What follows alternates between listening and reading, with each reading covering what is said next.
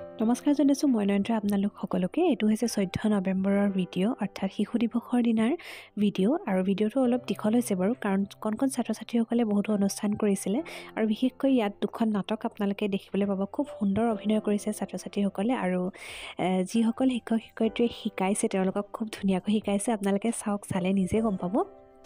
তাৰোপৰি আমাৰ এইবাৰৰ যিখন সভা শিশু দিৱসৰ সেইখন অকণমান আনতকৈ আনকালে কৰাতকৈ অলপ বেলেগ হৈছে, কাৰণ ইয়াত সভাপতি তেওঁলোকে নিজৰ মাজতে বাচিছে আৰু গোটেই সভাখন তেওঁলোকে নিজেই চলাই নিছে। গতিকে আপোনালোকে চাওকচোন, আমাৰ শিশুসকল সকলো ফালেই আচলতে উস্তাদ, তেওঁলোকক মাত্ৰ আমি ৰাস্তাটো অলপ দেখুৱাই দিব লাগে।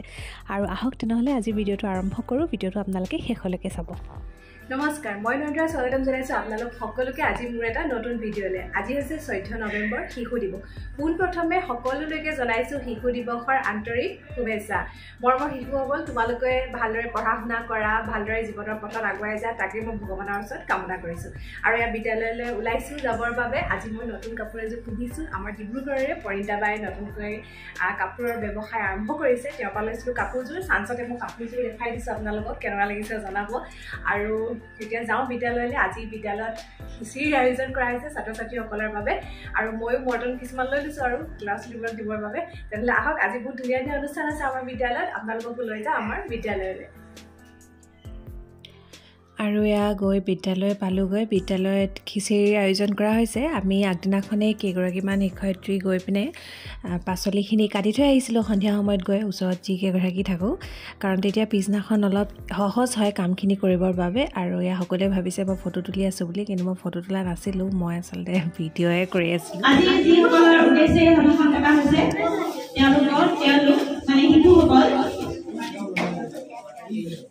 আমি এতিয়া প্ৰথম আৰম্ভণিটোৱে মাত্ৰ কৰি দিম, তাৰপিছত আমাৰ শিশুসকলে গোটেই সভা পৰিচালনা কৰিব। গতিকে আমি আৰম্ভণি কৰিবলৈ লৈছোঁ আৰু আৰম্ভণি কৰি বন্তি প্ৰচলন আৰু পুষ্পাঞ্জলি অৰ্পণে মহোদয়ে অনুৰোধ জনালোঁ। এই আমাৰ বিদ্যালয়ৰ প্ৰধান শিক্ষয়িত্ৰী বাইদেউ বন্তি প্ৰজ্বলনেৰে তেওঁ সেইদিনাখনৰ অনুষ্ঠানটো আৰম্ভ কৰিছিলে। আৰু এই আমাৰ কণ ছাত্ৰ ছাত্ৰীসকল ইমান ধুনীয়াকৈ সাজি কাচি আহিছে চাওকচোন। তেওঁলোকে কোনোবাই নাচিব, কোনোবাই গীত গাব। নমস্কাৰ, আজি এখন বিশেষ সভা অনুষ্ঠিত কৰাৰ উদ্দেশ্যে আমি সকলো সমবেত হৈছোঁ। প্ৰথমতে সভাখনৰ মঞ্চখন মুকলি কৰিবৰ কাৰণে কোৰাছ পৰিৱেশন কৰা দলটোক মঞ্চলৈ আহিবলৈ অনুৰোধ জনালোঁ। কোৰাছ পৰিৱেশন কৰিব আমাৰ বিদ্যালয়ৰ 6ষ্ঠ শ্ৰেণীৰ ছাত্ৰীসকলে। ধন্যবাদ।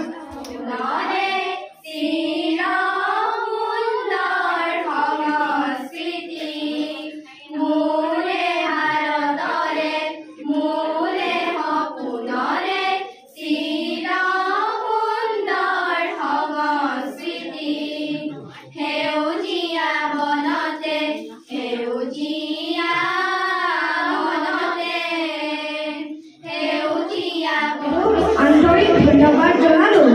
এতিয়া এই সভাখনৰ সভাপতিত্ব কৰিবলৈ আমাৰ বিদ্যালয়ৰ 3য় শ্ৰেণীৰ ছাত্ৰী গৌৰাংগী বৰুৱাক আসন গ্ৰহণ কৰিবলৈ অনুৰোধ জনালোঁ। লগতে সভাপতিক আগবঢ়াবলৈ আমাৰ বিদ্যালয়ৰ 3য় শ্ৰেণীৰ ছাত্ৰী লুচিতা গগৈ সভাপতিক আসনলৈ আগবঢ়াবলৈ অনুৰোধ জনালোঁ।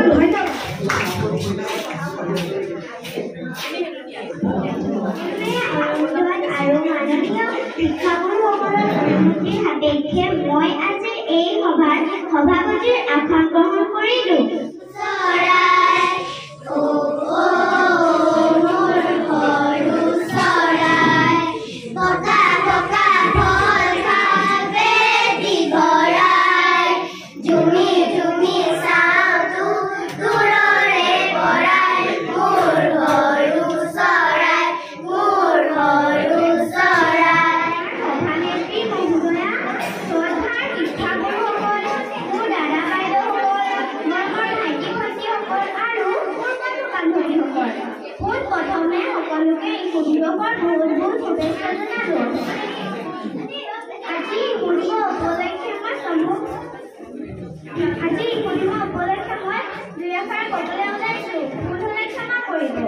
আজি দিৱস আমি প্ৰতি বছৰে 14 নৱেম্বৰৰ দিনা শিশু দিৱস উদযাপন কৰোঁ। শিশু দিৱস 14 নৱেম্বৰটো স্বাধীন ভাৰতৰ প্ৰথম প্ৰধানমন্ত্ৰী পণ্ডিত জৱাহৰলাল নেহৰুৰ জন্মদিন। পণ্ডিত জৱাহৰলাল নেহৰু 1889 চনৰ 14 নৱেম্বৰ তাৰিখে এলাহাবাদত জন্ম হৈছিল। তেখেতৰ পিতৃৰ নাম মতিলাল নেহৰু আৰু মাতৃৰ নাম চৌধুৰাণী নেহৰু।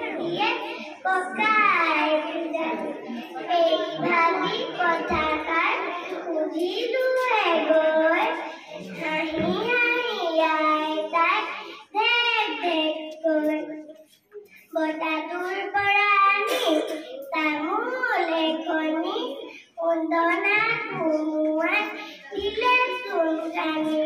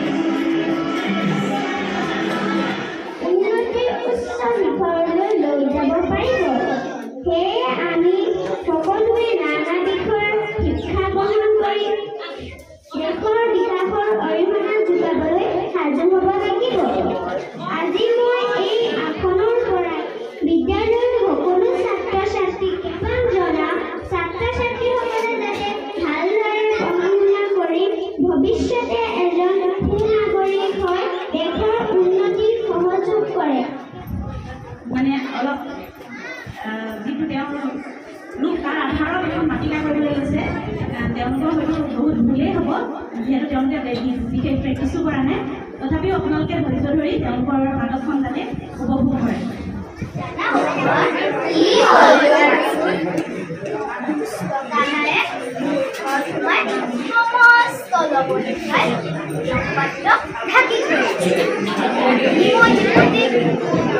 দিবলৈ গৈ দেখিলোঁ গোটেই কলম। হয় হয় হকী কানাইৰ পৰা উপায় নোহোৱা হৈছে। কেনেকৈ যে ল'বলৈ পইচাহেনে কেৱল লওঁটো খাইহে এনেনে। কানায়ে মোৰ ঘৰত বহুত লওঁটো পাত্ৰ ভাঙি থৈ গৈছে। মই ভাবিছোঁ এইবাৰ যদি কানায়ে আকৌ মোৰ ঘৰত লওঁটো পাত্ৰ ভাঙিবলৈ আহে কিন্তু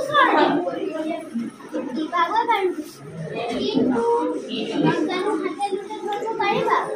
আৰু যদি ধৰিবই নোৱাৰা নন্দাৰাণীক মাতি দিবা। প্ৰমাণ অবিহনে নন্দাৰাণীয়ে তোমাক বিশ্বাসেই বা কিয় কৰিব?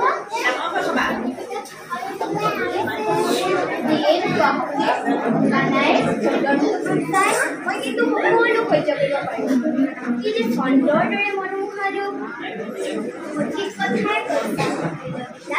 নন্দাৰাণীয়ে বৰ ভাগ্যৰ বলতহে কৃষ্ণৰ দৰে লৱণো চুৰ কৰি খাই কৃষ্ণৰ জানো আনন্দিত কৰা নাই? কৃষ্ণৰ সৈতে চৰাবলৈ গৈ মাতি কৰি আমাৰ সন্তানে পৰম আনন্দ। আনকি বৃন্দাবনৰ সকলো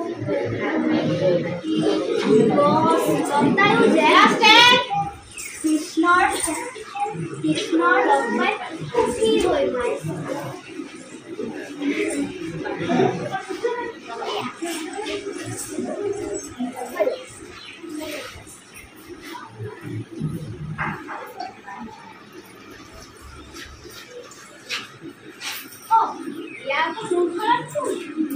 তুমি মোক চিনি পোৱা নাই? মই বলাই কনিষ্ঠ ভাই হয় নেকি? তুমি বাৰু কি কামত আহিলা মই মোৰ নিজৰ ঘৰ বুলি আচলতে তোমাৰ ঘৰত ভুলতেই মানি লওঁ তুমি মোৰ ঘৰত ভুলতেই কিন্তু লবণু পাত্ৰটো কিয় হাত দিলা ইমান বিপৰা এই বিপৰাবোৰে যাতে তোমাৰ লগত সহায় শেষ নকৰে সেইবাবে মই তোমাৰ লবণুৰ পাত্ৰৰ হাত দি বিপৰাবোৰ আঁতৰাই দিছোঁ সঁচাই মোৰ বহুত ডাঙৰ উপকাৰ কৰিছে কিন্তু এই মিত্ৰামূৰ্খক তুমি কিয় জগালা এই শিশুটিৰ লগত মই একেলগে গৰু চৰাবলৈ গৈছিলোঁ মোৰ গৰু এটা হেৰালে এই শিশুটিয়ে কোনোবাই গৰুটো দেখিছে তাকে হয় নেকি মই জনাই নাছিলোঁ ললিতা চন্দ্ৰা আহা হাই চোৱাহিচোন এইজন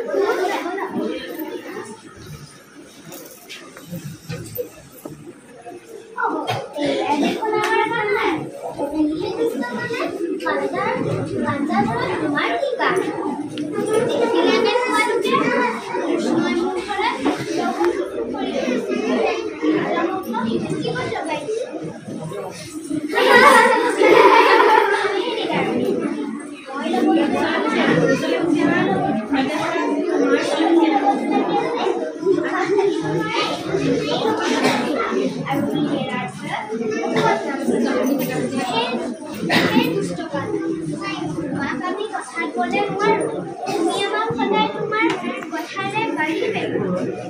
আজিলৈ তোমাক এৰি দিম নহ'ব নহয় আৰু অলপ দিয়া ৰ'বা কেনেকৈ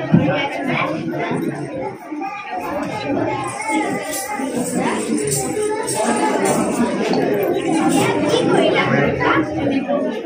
আজিচোন কৃষ্ণক কৰিছিলাই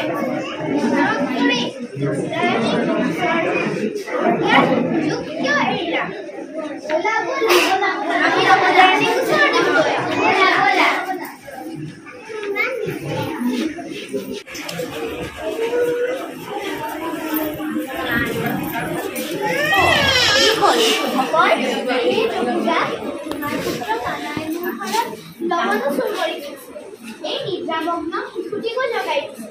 হয় হয় কানাই নিজে খোৱাৰ লগতে বান্দৰকো খুৱায় লবণুৰ পাত্ৰ ভাঙি পেলায় যশোদাৰাণী কানাই উৎপাদত আমি লবণু ৰাখিব নোৱাৰা হৈছো তুমি তোমাৰ পুত্ৰক চম্ভালা সেই গোপীসকল মোৰ বনমানি কানাই তোমালোকৰ কিমান বা লবণু খাইছে সদায় তোমালোকৰ কানাই লৈ আপত্তি শুনি মই অতিষ্ঠ হৈছো আজি কানাই ঘৰলৈ আহিলে তাক মই কঠোৰ শাস্তি দিম তেতিয়াহে তোমালোকৰ হ'ব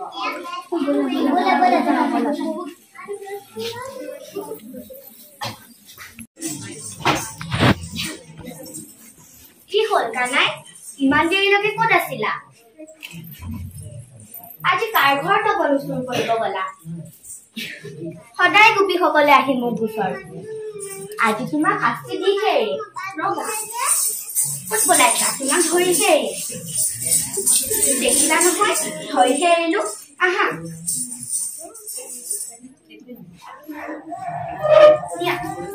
আনৰ ঘৰত লবণু চুৰ কৰি খায় ইয়াতে থাকা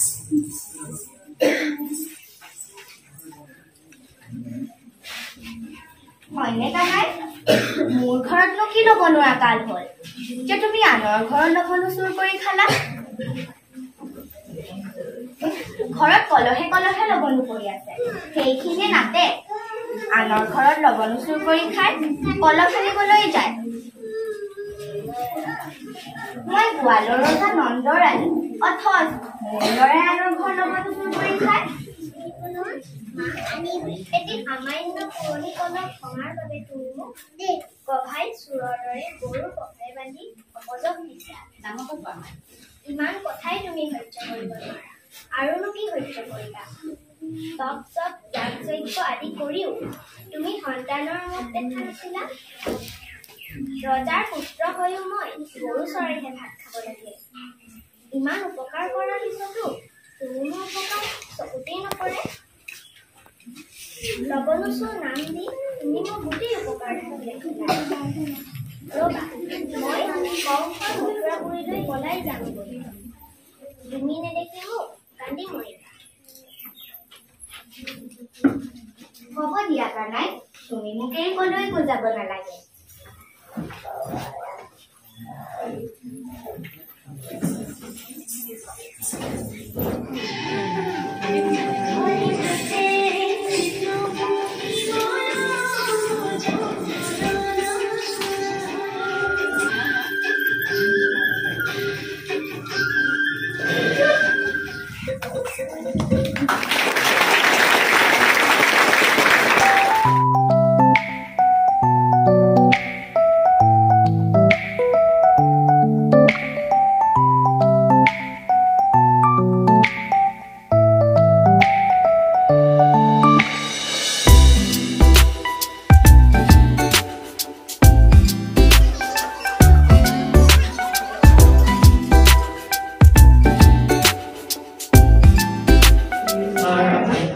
I know his house is in the village though. He will not see me stopping here to watch his woods fill up with snow. My little horse must think it where to stop without a farmhouse near. Between the woods and frozen lake and darkest evening.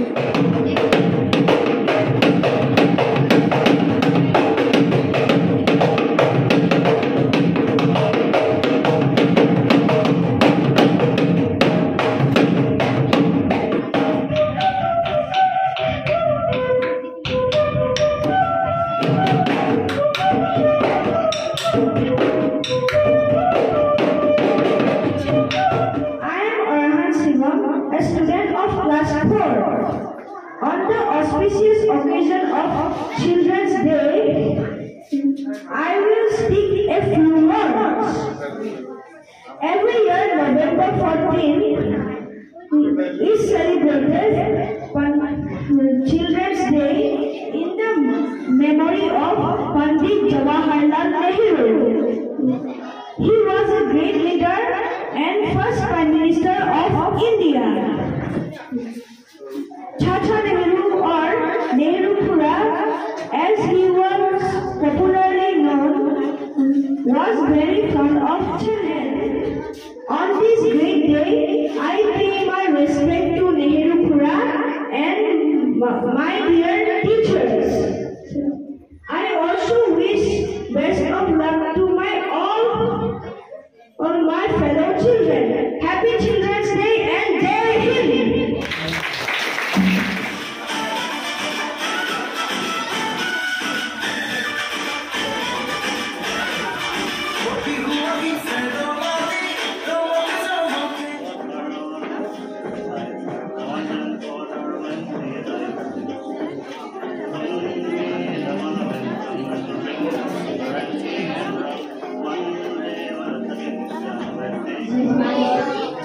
আৰু আমি ইয়াৰ পৰা এইটোৱে আশা কৰোঁ যে আমাৰ শিশুসকল সদায় যিকোনো কামতে আগবাঢ়ি যাবলৈ আমি যিমানখিনি উৎসাহ উদ্দীপনা তেওঁলোকক দিব পাৰোঁ সেইখিনি দিবলৈ চেষ্টা কৰোঁ। কবিতাটি হৈছে জ্যোতিপ্ৰসাদ আগৰৱালাদেৱৰ আৰু কবিতাটিৰ শিৰোনাম হৈছে বিশ্বশিল্পী। বিশ্বশিল্পী শিল্পী মই তিনিও কালৰ, অতীতৰ, বৰ্তমানৰ, অনাগত ভৱিষ্যতৰ। আদিতে যাত্ৰা কৰি অনাদিলে যাওঁ, ধ্বংসৰ মাজেদি মই ৰূপান্তৰেদি ৰূপ পাই নৱতম সৃষ্টিৰ কলিতা জ্বলাওঁ। জনতাৰ হৃদয়ত মোৰ কোনো আনিলে মই পিন্ধো বিশ্বব্যাপী। নতুন দৃষ্টিৰে চাওঁ সৃষ্টি অনিমেষ, নানা ভাষা, নানা আশা, নানা জাতি বৰ্ণগিৰি মই শুনো ঋণী ঋণী। বিশ্ব জনতাৰ এক অপূৰ্ব সংগীত, সেই সংগীতৰ প্ৰতিধ্বনি তুলো মোৰ গানে সুৰ সাম্যৰ সমৃদ্ধিৰ সৌন্দৰ্যৰ মহামহত্বৰ পাতিবলে শান্তিৰ নবলো এই পৃথিৱী। মোৰ কল্পনা মেধা বুদ্ধি মনিষাৰে মোকে কৰি সংস্কৃতিৰ অপূৰ্ব আধাৰ, মোকে সলিতা কৰি জনাওঁ বিশ্ব চাকি, বিশ্ব জনতা পূজাৰ। সেই পূজাৰ প্ৰধান মই দিওঁ উপহাৰ মোকে কৰি পুৰুষো প্ৰচাৰ বিশ্বজুৰি জনতাৰ জয় জয়কাৰ হওক জয় জয়কাৰ ধন্যবাদ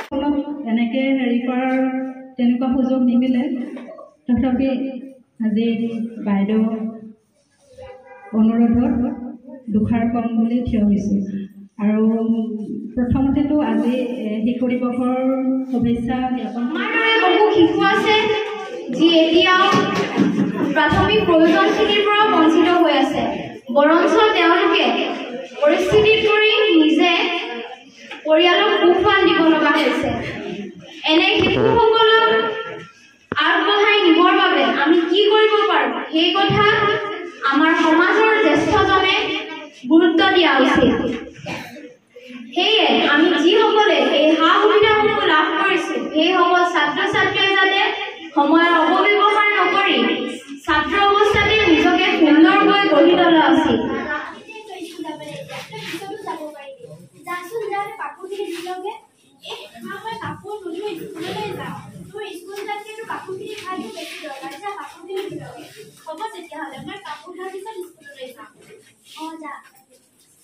ঘৰত কোনোবা আছেনে আছো বাইদেউ এখন লক্ষণ শিকি ইয়াত চাইন এটা কৰি দিয়ক চাইন কি চাইন আপুনি পঢ়িব নাজানে নেকি মই ইমান ভালকৈ নাজানো নহয় তেনেহ'লে হাতৰ আঙুলি চাপ এটাকে বহাই দিয়ক ঠিক আছে কিনো লিখা আছে ইয়াত একো ধৰিবগৈ পৰা নাই আন কাকনো সুধো মই বাইদেউ ভালনে ভালে পিছে তুমি ঠিক সময়তে আহিলা পিছে তোমাক কথা এটা সুধো নেকি মই পিছে তুমি পঢ়িবলৈ পাৰা নাই মই পঢ়িব পাৰোঁ মই 2 শ্ৰেণীলৈকে পঢ়া তেনেহ'লে মোক এখন পঢ়ি দিয়াচোন যাওঁ ফোনটো আহিছে চাওকচোন এজনটো গ'লে আনো মই কাক সুধো বাৰু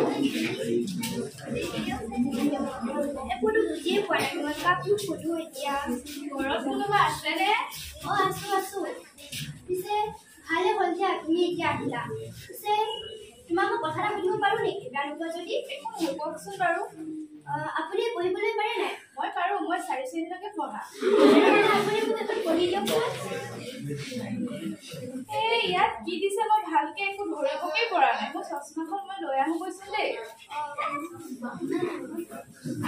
এজনেতো গ'লেই চশমা বুলিকে এজনেতো ফোন বুলি গ'লগৈ এতিয়া মই কাক সুধো বাৰু বাইদেউ ভালনে আপোনাৰ ভালে কি কৰিছে মই এনেই আছোঁ বাইদেউ কথা এটা কওঁ বেয়া পাব নেকি নেপাওঁ কোৱাচোন এই ঘৰত আলহী আহিছে চাহ দিবলৈ চেনি অকণমানো নাই চেনি অলপ দিব নেকি দিছোঁ ৰ'বা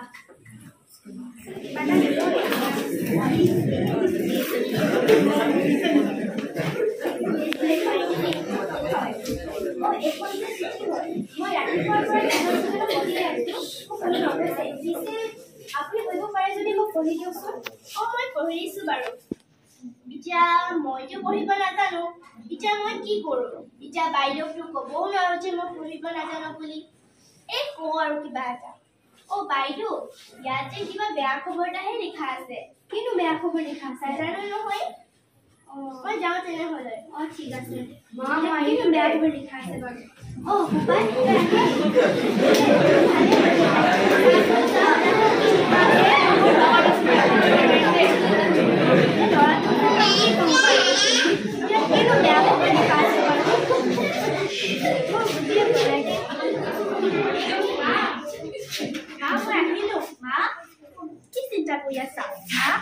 আইজনী তই কেতিয়া আহিলি এতিয়াতো ক'লো মই মাত্ৰ আহিছোঁ মই বেলেগ কিবা ভাবিহে আছিলোঁ যে সেইকাৰণে যাচোন যা তই বঢ়িয়াকেইটা ধুইলগে মই দোকানে ভাত বাৰু পিছে তুমি হাতত এখন কি লৈ আছা এইখন যে চিঠি হয় মই ৰাতিপুৱাৰ পৰা ইজন সিজনক সুধিয়ে আছোঁ মোক কোনো নকৈছে তোৰ দাদাকো সুধিলোঁ তোৰ নকৈছে পিছে তুমি পাৰ যদি মোক পঢ়ি দেচোন সেইগৰাকী বাইদেৱে যে মোক চিঠি পঢ়িব দিছিলে মোকো দিছিলে পাই কিবা এটা হৈছে বোলে ব'লা শুনি আহোঁগৈ ইয়াত কৈছে যে আমাৰ ককা আইতা সিহঁতৰ ককা আইতা ঢুকালে হ'বলা বাহিৰত কৰি আছে তাকে দেচোন কোনেনো চৰবাসৰ কৰিছে আপোনালোকে আমাৰ ঘৰৰ মুখত কি কৰি আছে আপোনালোকে যাগৈ যাওকচোন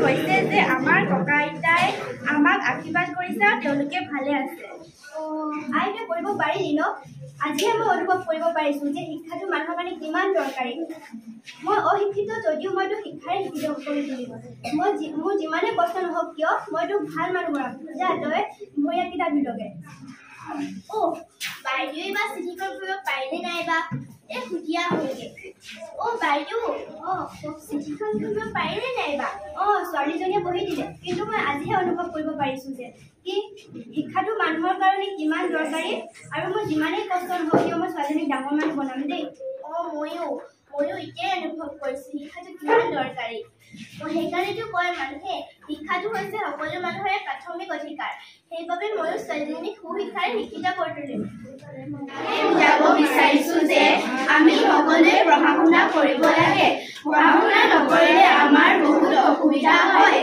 ভোটাধিকাৰটো যেনেকৈ আমাৰ এটা অধিকাৰ সেনেকৈ শিক্ষাটো এটা সামাজিক অধিকাৰ